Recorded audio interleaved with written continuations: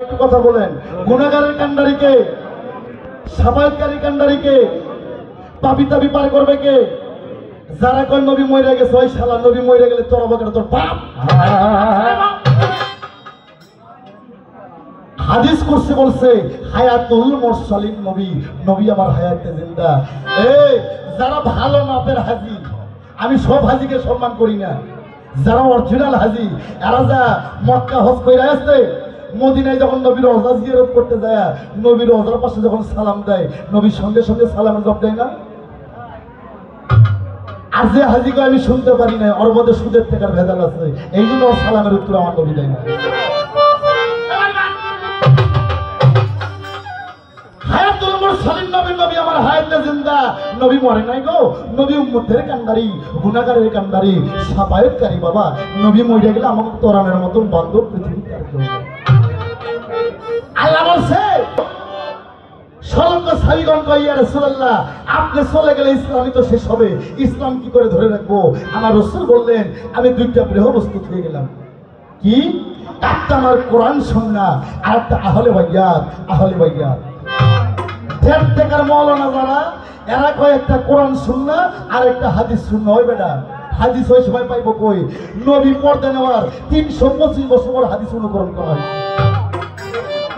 আমার নবী বাধ্য করে বলছে একটা কোরআন সুন্নাহ আর একটা আহলে বাইয়াত। আহলে বাইয়াত বিবির মধ্যে 3টা ছেলে 4টে মেয়ে, 3টা ছেলে হয়ে মারা গেছে। আপনার তো পরিবার নেই।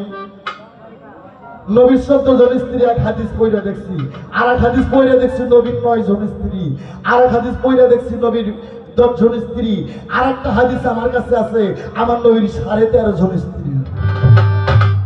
এই 8খানা স্ত্রী কোথায় থেকে আসলো এটা শুনতে পারবেন, সময় নিয়ে দেখতে হবে। ইয়া রাসূলুল্লাহ, আপনার তো 3টা ছেলে 4টে মেয়ে, 4টে মেয়ে, হযরত ফাতেমা, হযরত জয়নব, হযরত রোকিয়া আর উম্মে কুলসুম। আর 3টে ছেলে তৈয়ব, তাহের, কাসেম। 3টে ছেলে হয়ে মারা গেছে, আপনার তো পরিবারই নাই। তখন আমার রাসূল বললেন আনা আলী ওন মিন্নি, আলী আমা হইতে, আমি নবী আলী হইতে। আনা ফাতেমা তোম মিন্নি, মা ফাতেমা আমা হইতে, আমি নবী মা ফাতেমা হইতে। আনা হাসান হুসাইন মিন্নি, হাসান হুসাইন আমা হইতে, আমি নবী হাসান হুসাইন হইতে। তোমরা জানো না মান কুনতুম মাওলাহু ফাজাহান আলী ওয়াল মাওলা, মান কুনতুম মাওলাহু ফাজাহান আলী ওয়াল মাওলা। আমি নবী যার মাওলা, আলী হবে তার মাওলা। আমি নবী যদি এলেমের শহর হই, এই শহরে আসার প্রথম প্রবেশ দ্বারটা হবে, প্রথম গেটটাই হবে হযরত আলী। তোমরা যারা যারা আমার কাছে বায়াত হইছো, তোমরা প্রত্যেকে মাওলা আলীর কাছে বায়াত হও। সূরা ফাত্তা আয়াত নাম্বার 10। আল্লাহ বলল বন্ধু, যারা তোমার হাতে হাত দিয়ে বায়াত গ্রহণ করছে, তারা আমি আল্লাহ আমার হাতে হাতে বায়াত গ্রহণ করছে। বলি সুবহানাল্লাহ।